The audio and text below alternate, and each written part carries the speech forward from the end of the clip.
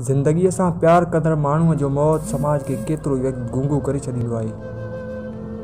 निसार जा हथ के आम हथ न हुआ, उन्हनि हथनि मां ख़ुशियूं चढ़ंदियूं हुयूं, उन्हनि हथनि में लुट जज़ब थींदा हुआ। इहे हथ अधु सिंधी जे निहाणी जे मथे जो आशीर्वाद हुआ। उन्हनि हथनि सवे माण्हुनि जी बुख ते फतह हासिल कई हुई। निसार तूं मोर हुए, मोरनि खे मौत न अचणु खपे हा। इहे त सूंहं जी इमामत कंदड़नि मां हूंदा आहिनि। उन्हनि जा खंभ महबूबाइन जी ज़ुल्फ़नि खां वेंदे क़ुर जे मुक़दस वर्कनि ते रखिबा आहिनि। तूं जिन जिन ॿारनि सां खिलियो आहीं, अॼु उन्हनि जा टहक यतीम थी चुका आहिनि। असीं सभु ॼाणूं था तोखे ज़िंदगी जी वापसी जो यकीन हो। तो ॼातो पए त अञा बि तूं लतीफ़ जी दरगाह ते को राग ज़रूरु ॿुधी सघंदे।